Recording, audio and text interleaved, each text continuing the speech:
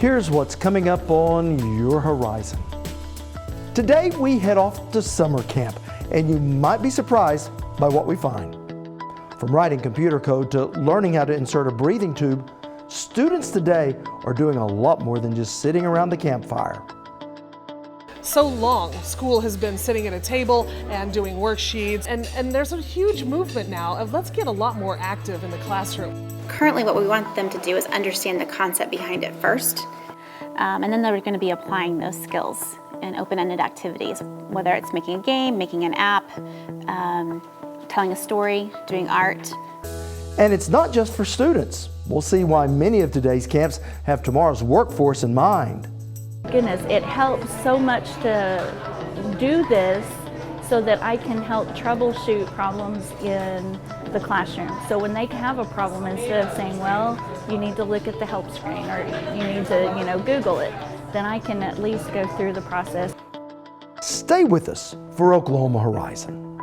Oklahoma Horizon is made possible by Career Tech, a job for every Oklahoman and a workforce for every company.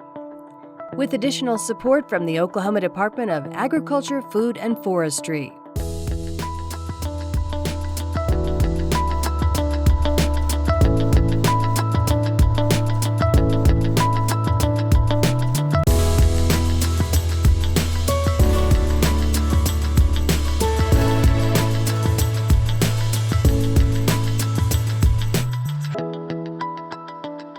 Hello everyone, thanks for joining us here on Horizon. I'm Rob McClendon. So what do you want to be when you grow up? Not an uncommon question for most young people, but one that can often bring just a perplexed look. But what if the problem does not lie with the lack of an answer, but with our question? Maybe what we should be asking is what fascinates you, or even better, what do you want to know more about?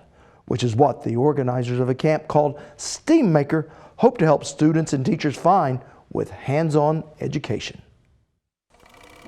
Think back on your time in the classroom. Most of us can dig up at least one memory of a lecture that bored even the teacher giving it, accompanied by restless and sometimes defiant students. This is a scene that we may soon see evaporate in a puff of steam. Okay. Not loud enough. So you guys selected this. The most well-known definition is science, technology, engineering, arts, and mathematics. And it's a combination of bringing these content pieces together where it can mimic more the real world. Ginger Lumen teaches and advocates for this model of classroom instruction, You take things totally apart. where learning is guided by curiosity. We believe in the tinkering, the making aspect of learning, of fun. So long, school has been sitting at a table and doing worksheets, and there's a huge movement now of let's get a lot more active in the classroom, where all levels of kids can really find true engagement and interest. That is why these students and teachers have all gathered in Enid, Oklahoma's Waller Middle School. Oklahoma Career Tech's Jeremy Zweiker. So this camp is actually funded through Carl Perkins, which is a piece of legislation at the federal level that gives states money for career and technical education. From the outside looking in, it's going to look like a really cool summer camp for kids, bringing students in and giving them the opportunity to learn in a way that they might not normally learn through maker education. And inside looking out, it's teacher professional development, and so we're working with the teachers, the instructors on how to do project-based learning. Oh my goodness, it helps so much to do this so that I can help troubleshoot problems in the classroom. So when they have a problem, instead of saying, well, you need to look at the help screen or you need to, Google it, then I can at least go through the process. Ronnie Harrell is here discovering new ways she can guide her middle school math students through technologies that have already captured their interest, like coding for apps. After sitting down and using the coding program, instead of just watching the kids do it, I can see how I can tie sequencing and patterning and different things like that in using the coding programs. Maybe it's going to look messy, but sometimes learning is messy, and so I'm okay with that. Coding is just one of the stations at this week's camp. There is also 3D printing, music, wearable technology, and that's just the beginning. One of the things that we're doing is called autopsy and reconstruction, where people get to take apart everyday objects and autopsy, analyze what is this? How are these screws? How's it held together? What's the power source? What makes it do its thing? And then they get to reconstruct several different devices into a new awesome Frankenstein character.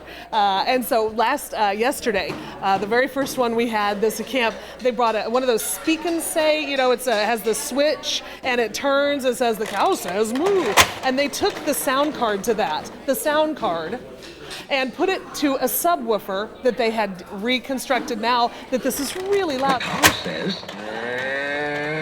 They said, this would be a great toy for kids who have learning disabilities or hearing disabilities. And I thought, what imaginations are getting developed here? Imaginations like that of Ruben Daniels. I hope it just kind of gives me something fun to do, but at the same time something that I'm actually learning from and creating something and actually doing something instead of sitting around playing on my phone or something like that. When I spoke with Ruben, he was designing a project for the 3D printer.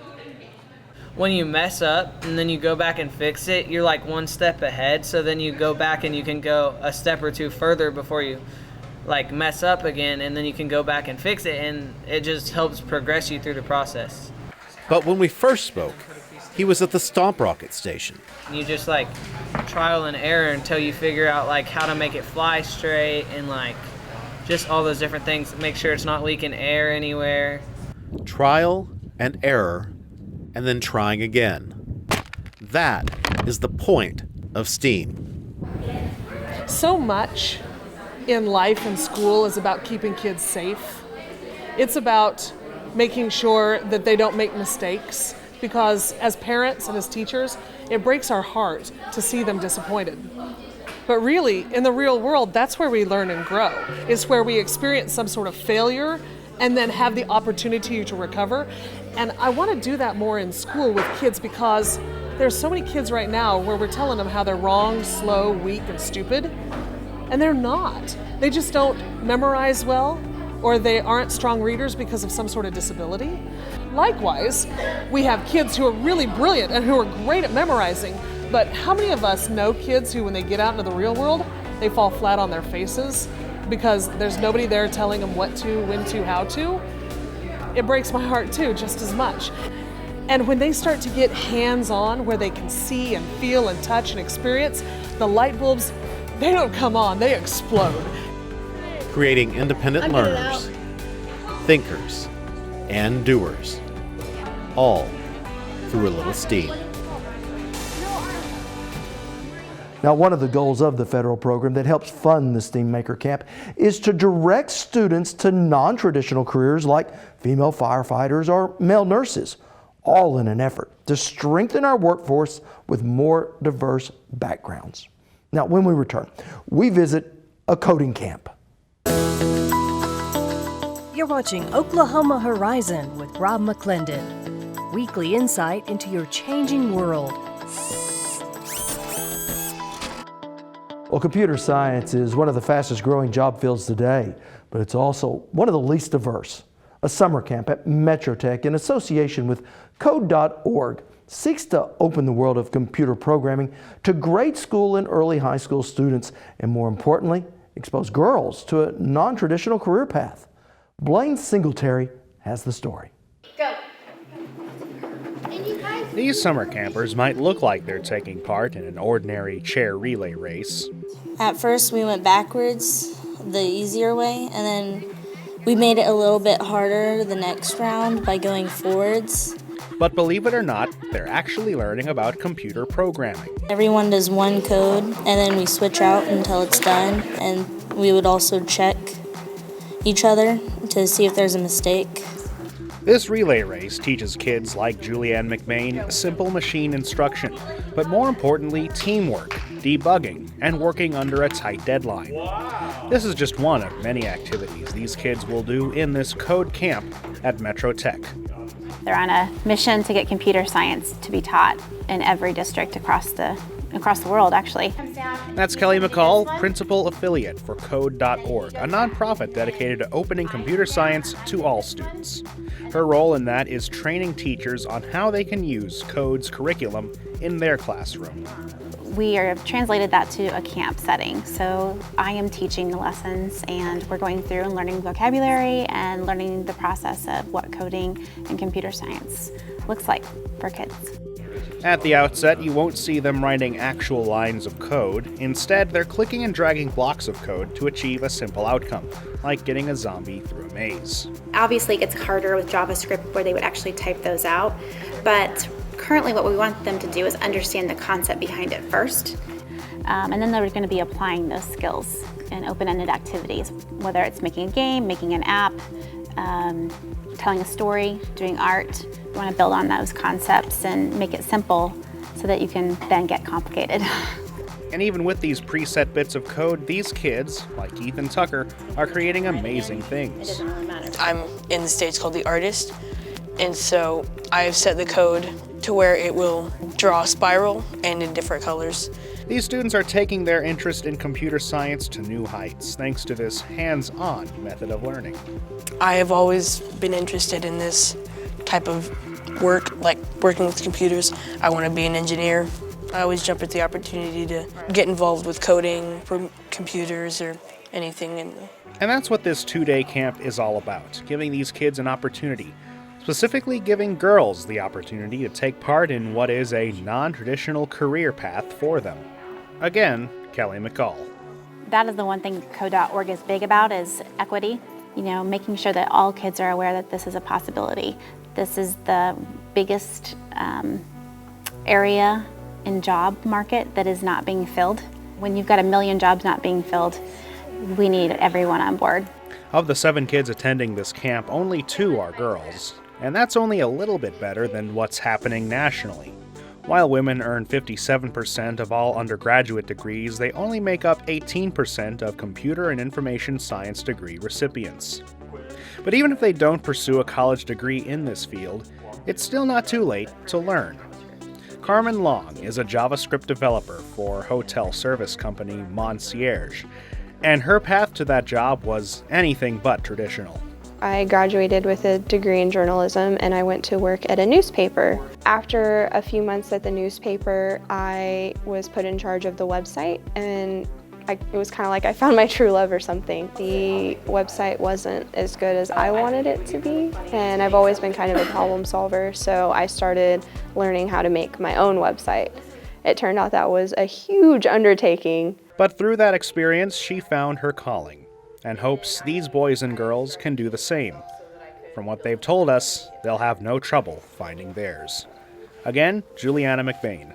I don't really care what other people like to do. I like to just make sure I'm happy and make sure I want to do what I want to do. And I don't care if there's more boys than girls. And no matter the gender, race, or background, that feeling of accomplishment from making the next killer app or technological marvel is universally human. If I could tell them anything, it would just be that they can absolutely do it. It seems super tough at the beginning to be speaking in what is essentially a completely different language. It's incredibly rewarding at the end when you have your program finished and you can show it to all of your friends and everybody can use it and you're like, yeah, I did that. Still to come on Oklahoma Horizon, improving the health of Oklahoma healthcare. But first, opening eyes to new careers.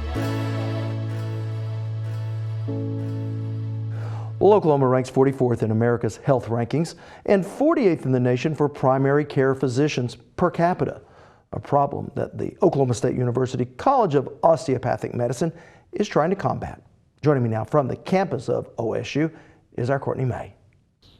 Oklahoma State University is hosting a summer program called Operation Orange. This gives high school students who may be interested in entering a medical career the opportunity to get hands-on experience alongside second-year OSU medical students, a program that many hope will spark their interest and help fill the physician shortage in Oklahoma.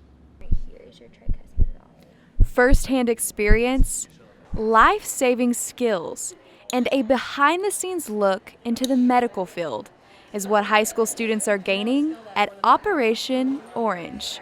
Jessica Sorrell is a second-year medical student and instructor at this year's camp. We are here just kind of exposing high school students to what opportunities they have in the health field. So we're showing them some of the skills we learn as medical students and just hopefully sparking some interest for them.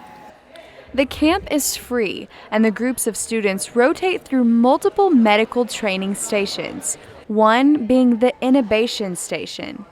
It's basically placing a breathing tube down someone's throat, so we go over the anatomy with them, how to make it into the trachea, not the esophagus, which leads to the stomach. They were all a little bit scared because they kept making it into the stomach because it's hard the first couple times to visualize the vocal folds and trachea and where you need to go. But once they got it, they were really, really excited. So I think that was a very positive experience for most of the kids. Campers also get a chance to work with SAM mannequins. Using a stethoscope, they can hear heart, abdominal, and lung sounds like asthma and abnormal heartbeats. It's just a way we can practice listening to different cardiac sounds, different sounds the heart makes, different sounds the lung makes. It's hard to find a person that can mimic all of the sounds that we need to learn. So it's just a good way for us to hear things that we'll hear in practice before we actually get there. High school student Sarah Bollinger wants to go into the medical field because of a family member's battle with cancer. My grandpa had lung cancer, and then my mom went into nursing, and she's on the oncology floor. And it's just really been a part of my life because he struggled with that so long, and I want to help improve the way we deal with medicine and cancer. Bollinger says Operation Orange is giving her the opportunity to witness and experience what it's actually like to work in medicine, and it reassured her of her dreams in this profession. I think this is really important because there's you never know if you want to do it until you see it, and it would be, so you get to experience it and you get to know, yes, this is what I want to do, or maybe this isn't what I want to do, but today I know that this is what I want to do. Our mission at OSU is to provide doctors to underserved Oklahoma. So I think starting kids young, letting them know that they can do it is really important, especially in Oklahoma, to show them ways that they can go back and serve their communities, letting them know that this is one way that they can do that. The goal of Operation Orange is to help improve health conditions in Oklahoma by increasing the number of primary care physicians in the state. So these 200+ campers are a breath of fresh air. All right. Thanks so much, Courtney. You're welcome, Rob. Now, when we return, we'll talk to the top doc at OSU's medical school. Horizon is at your fingertips. Join us on Facebook, Twitter, and YouTube to catch the segments you may have missed and our latest new content as it happens. Well, to give you some perspective on just how important an encouraging word and just the slightest exposure can be in helping a student find a career pathway, you don't have to look any further than the president of the OSU Center for Health Sciences.